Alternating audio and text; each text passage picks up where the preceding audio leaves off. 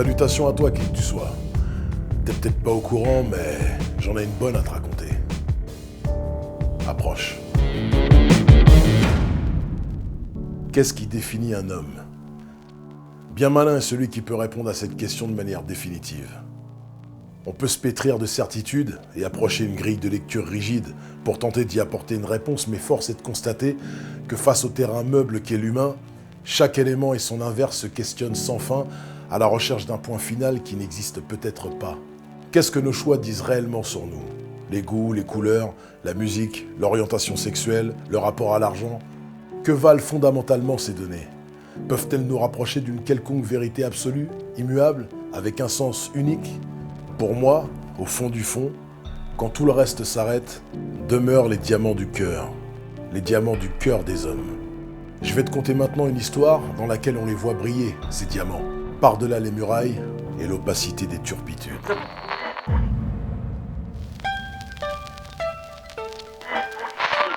Nous sommes dans les années 80 et Didier est un mec bien. Qu'est-ce qu'on appelle un mec bien?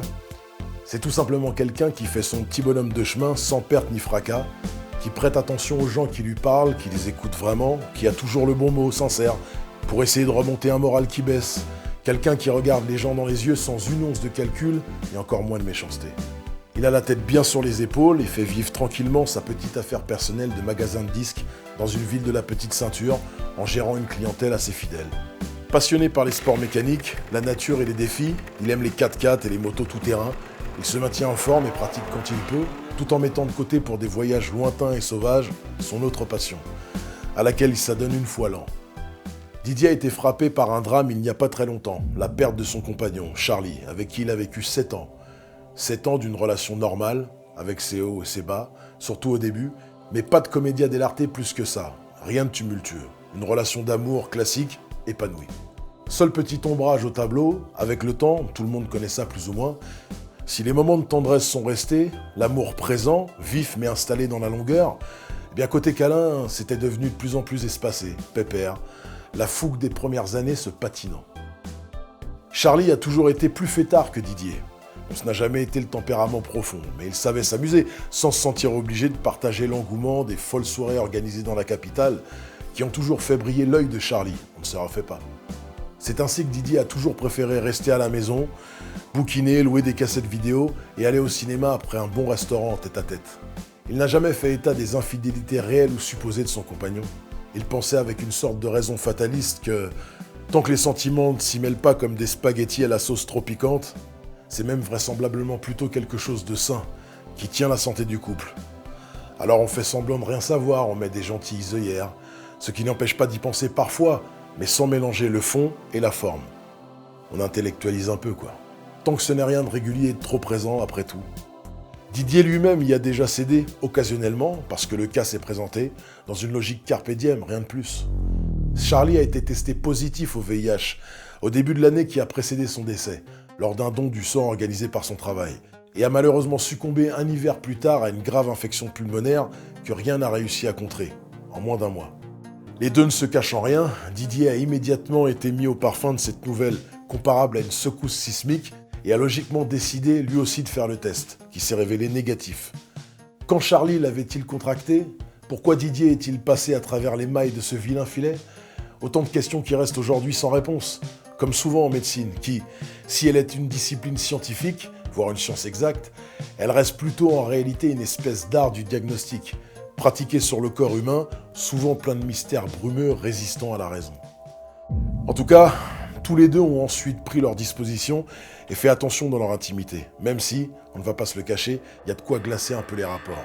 Didier fait donc son deuil avec la simplicité et l'honnêteté qu'on lui connaît, soumis évidemment au regard de la plèbe, qui accuse et fait s'abattre l'inquisition par l'épaisseur de ses non-dits, le soufre de ses soupirs convenus, son hypocrisie à peine voilée et les yeux noirs qui trahissent le mépris et la crainte crasse.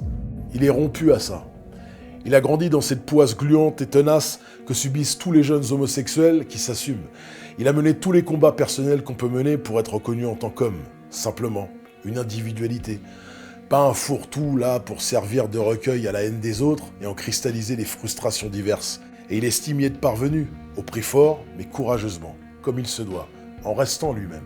sans céder à la violence ou à la folie, sous les assauts psychologiques et le harcèlement répété des Torquemada de la vertu autoproclamée, toujours enclin à montrer du doigt, plus pour la volonté d'heurter et de blesser que pour quelconque valeur arrêtée auquel il croirait vraiment. Toujours très prompt à fournir du gibier destiné au bûcher de la pensée courte, issu d'impressions, d'incantations, qui cherche une légitimité dans le bruit global, qui, aux oreilles des cœurs, n'est rien d'autre qu'une éructation indéfinie et mal moulinée. Didier est un guerrier doux, qui fait face et qui ferme sa gueule, dignement. Depuis la rentrée, alors que son capital confiance remonte crescendo, il y a néanmoins un caillou dans sa chaussure. Lui, qui est assurément en bonne santé, ressent comme des coups de jus réguliers dans ses parties intimes. On va parler clairement, il a mal aux zigouigouis, et logiquement ça l'inquiète. Ça pique fort et le gêne de plus en plus, même au travail. Il n'a pourtant pas d'activité sexuelle depuis la mort de Charlie. Ça commence donc à faire un bout de temps, et se demande, un peu en se moquant de sa propre poire, si ce n'est pas ça qui le titille. Mais Didier n'est pas un clown, il n'est pas un homme fragile ou faible, contrairement à ce que les clichés projettent. C'est un type au mental solide qui revient rapidement au sérieux du pragmatisme, et cette histoire de mots en dessous la ceinture ne ménage pas son hypocondrie, même si elle reste relative. Il sent bien qu'il y a un truc qui ne va pas, et qu'il va falloir l'affronter, notamment dans ce qui se projette en cette fin de journée, l'épreuve de la douche. À la lueur claire du tungstène et des puissants watts de sa salle d'eau, il constate avec effroi que sa verge a salement gonflé. Il a peur de la regarder, vraiment. Il s'y prête tout de même de mauvaise grâce, avec inquiétude. Il constate qu'elle est d'un rouge violacé, semi-rigide, et uriner devient de plus en plus douloureux. Qu'est-ce que ça peut bien être que ce truc-là ? Il lui reste un peu de crème apaisante pour les muqueuses dans sa pharmacie. Il en applique délicatement pour passer la nuit et renvoie le problème au lendemain. Ça ne résout pas grand-chose, et il est clairement effrayé. Il a peur de son membre. Quelques heures plus tard, le jour est installé dans son fauteuil de lumière, le sommeil n'a pas été bon et le café est amer. Impossible pour Didier de dormir dans sa position de base, sur le ventre. Et bien sûr, il a mis du temps à faire le vide pour ne pas se focaliser sur la douleur entre ses jambes. Il pense, mais bon sang, qu'est-ce que c'est que ce truc qui m'arrive ? Tout allait bien. Et maintenant mon propre sexe me fait paniquer. Pourtant, on ne peut pas dire qu'il m'a servi à grand-chose, au-delà de faire pipi depuis un moment. Et cette douleur qui se précise, toujours plus vive et bizarre, j'ai l'impression qu'on me fend l'urètre en deux avec une lame émoussée et qu'on passe le tout dans l'acide juste après. Qu'est-ce que c'est que ce bordel ?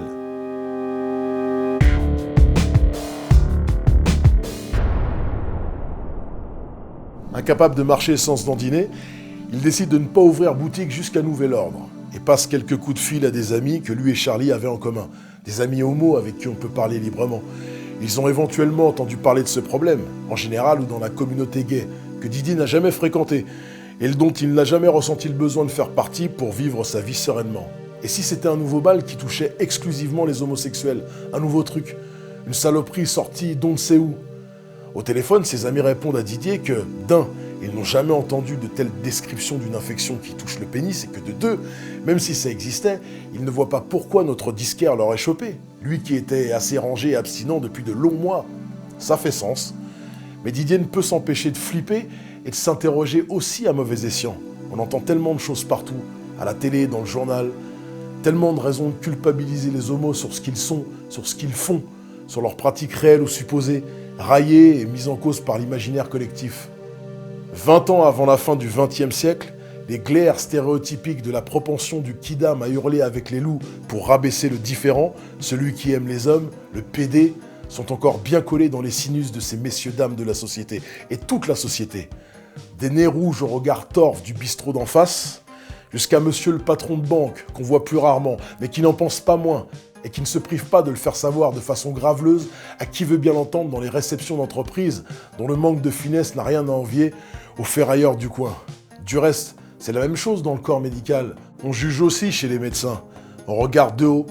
L'instruction et le serment d'Hippocrate ne sont pas des remparts infaillibles contre la bêtise et le soupçon, qui s'immiscent partout où l'on abandonne la force de l'esprit pour la remplacer par l'impression diffuse et éparse.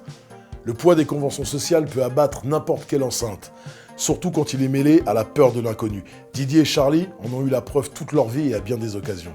C'est pour ça que Didier est réticent à aller aux urgences. Répondre aux questions des soignants, auxquels il ne mentira pas, remplir des questionnaires lus au travers de prismes bancals bien calibrés dans les cerveaux en blouse blanche, qui feront comme si de rien n'était tout en jetant poliment l'opprobre. Ah oui, mais monsieur, quand on est comme vous, il y a plein de choses qui peuvent se passer et qui n'arrivent pas aux gens normaux. Sous-entendu, t'es une tante, tu joues avec ta bite et la mets là où il ne faut pas, on va te soigner mon coco, mais tu n'es pas une priorité. Tu es responsable de ton malheur, alors prends ton mal en patience et ne recommence plus à faire la folle en attendant. Le souci est que la situation empire. Didier est désormais cloué depuis plusieurs jours à son lit et il se tord de douleur. Son sexe est devenu dur et rouge sombre, il a triplé de volume et c'est comme si une perceuse armée d'un gros forêt béton lui rentrait jusqu'au nombril. Didier a les chocottes comme jamais. C'est la mort, c'est ça? Ça ressemble à ça? C'est ça le sida en fait. Et si on s'était trompé dans les analyses et qu'on avait échangé les résultats? Pourquoi j'ai mal comme ça? Pourquoi ma queue? Alors ce qu'il disait est vrai finalement. Peu importe qui on est, moi qui n'ai jamais fait de mal à une mouche, ni empêché qui que ce soit d'être ce qu'il est, moi qui ai toujours fait gaffe à me mettre à la place des autres, ça compte pas tout ça? Ça compte pour du beurre?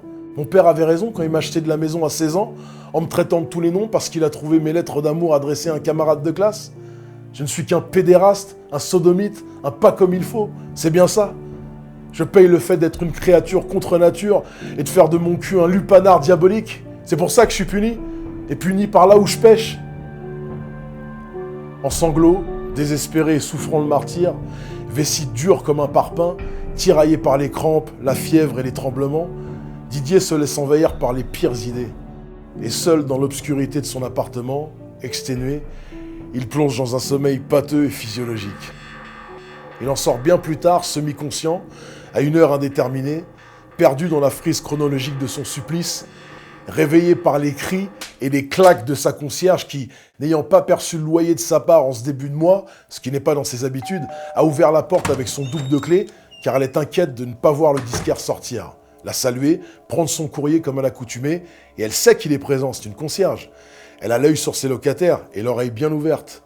Elle a toujours apprécié Didier, qui est le fils qu'elle n'a jamais eu, même si elle ne comprend pas pourquoi il préfère les garçons. Elle n'ignore pas que la mort de Charlie est dure à avaler, ce qui justifie selon elle de lui porter une intention appuyée afin que, comme elle dit, il ne pense pas à faire une bêtise. Lorsqu'elle s'aperçoit que Didier la fixe d'un regard vitreux, en murmurant « Au secours !», elle essaie de comprendre la nature de sa détresse et soulève la couverture sous laquelle il s'est réfugié. Oh ! La concierge a du mal à croire ce qu'il y trouve. Elle identifie sans certitude une boule de peau congestionnée, comme pendant la fabrication du boudin. Sur le point d'exploser, marbré, de couleur allant du jaune au marron. On aurait dit des intestins exposés au grand air, mais secs.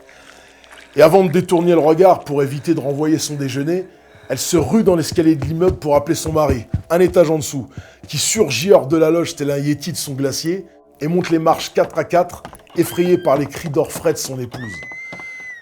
Devant la gravité de la situation, il agit en citoyen responsable. Ni une ni deux, il soulève Didier et le transporte jusqu'à sa voiture dans laquelle il l'allonge sur le siège arrière. Direction les urgences. Vous m'entendez? Vous m'entendez? L'opération s'est bien passée. Maintenant, il va falloir vous reposer, monsieur. Le surlendemain, Didier est donc à l'hôpital. Un homme se tient devant lui. Je suis le docteur Carras.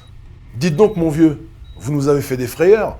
Un jour de plus sans être pris en charge et vous vous retrouviez avec une septicémie et les reins bloqués. Et vous êtes tiré d'affaire maintenant, soyez tranquille. Vous savez ce qui vous est arrivé? Didier s'est tout de suite senti en confiance, avec ce docteur qui affiche un visage franc et détendu. Lorsqu'il parle technique, il a une expression très intense. C'est un gars solide d'une 50aine d'années, cheveux argent et de fortes mains sûres. À l'aise, Didier se livre au doc et il parle à bâton rompu le temps de son hospitalisation. Sans jugement, ni valeur, ni distance. Cet homme aurait pu être son père, avec quelques années de plus. Et surtout si son père avait une mentalité plus propice à l'écoute et à l'empathie. Ses interrogations face au VIH, face à la vie, face à comment les gens perçoivent tout ça, y compris là où on ne devrait pas ressentir le poids de quelconque intention accusatoire, ils étaient tous les deux d'accord là-dessus. Ces deux-là s'étaient trouvés, ici et maintenant, alors qu'ils n'ont pas les mêmes aspirations ni la même vie. Juste deux personnes qui s'entendent bien, sans idées sous-jacentes, sans double discours, tranquillement. Concernant ce qui rongeait les organes de Didier, vous serez certainement aussi surpris que moi, que Didier lui-même, et que tout le service lorsqu'ils en ont saisi l'origine. À milieu de tout MST, on a extrait de son pénis un animal de 7 cm, collé haut dans son urètre, en train de lui pomper le sang. Un coup de fil à un spécialiste de ce genre de bébête curieuse a reconnu le candiru, ou candirou, Un poisson parasite qui, si on est là au mauvais endroit, au mauvais moment, peut s'infiltrer dans les orifices pour s'y accrocher afin de vampiriser celui qui l'héberge. Sympa, hein? Ce petit monstre maraude dans les eaux amazoniennes, et dans le cas précis, tout colle, parce que Didier, passionné de sport automobile et de voyages exotiques, comme précisé au début de l'histoire, a justement participé au Camel Trophy l'été dernier. Le Camel Trophy, ça n'existe plus, mais pour ceux qui l'ignorent, c'était un rallye tout-terrain, en Land Rover, où les mecs pataugeaient dans la boue et les marécages à chaque étape, fallait aimer ça. C'est là que la fâcheuse rencontre a dû se faire. Le poisson, presque à l'état embryonnaire, s'est logé dans son zizi et s'est développé, au calme, jusqu'à poser les problèmes qu'on connaît. Libéré de ce mal, délivré de ce vicieux passager clandestin, Didier guérira progressivement de cette mauvaise aventure. Il continuera de vivre, comme un peu tout le monde, à la recherche de lui-même, contre vents et marées, dans les joies et les difficultés, en faisant attention à lui du mieux qu'il peut, au jour le jour, dans l'espace-temps quotidien qui nous expose au risque. Quoi qu'on fasse. Le sida en est un, parmi d'autres, ce virus qui détruit les défenses immunitaires, dont on ne meurt pas directement à proprement parler, mais qui peut transformer n'importe quelle infection en clou de cercueil par opportunisme, il en a souffert sans jamais le porter en lui. Même s'il est vrai que ce syndrome est à l'origine de beaucoup de décès chez les mâles homosexuels et les héroïnomanes, de manière figurée, pour moi, il existe un syndrome similaire, qui a touché beaucoup plus de gens dans les années 80, et d'ailleurs encore aujourd'hui, et qui, à défaut d'être immunodéficient, rend ceux qui se laissent contaminer par lui très déficients intellectuellement. L'infection, c'est l'arrêt de toute réflexion personnelle à bon escient. L'infection, c'est céder à la pensée de la masse pour s'éviter de faire le boulot. L'infection, c'est se complaire dans la fainéantise de ses neurones. C'est le sida du bulbe. Pour 10 malades qui ont arrêté de respirer et sont morts, c'est 1000 individus autour qui ont arrêté de penser et qui pourtant, eux, vivent. Alors, continuez surtout de vous appartenir à vous-même. Peu importe la foule autour. Continuez d'étendre votre réflexion jusque là où elle rejoint le langage mystérieux et intuitif du cœur. Et peut-être qu'un jour, enfin, au fond, vous percevrez la seule notion qui reste. Derrière les jugements hâtifs et l'emballement général, vous verrez briller les diamants du cœur des hommes. Salut Didier.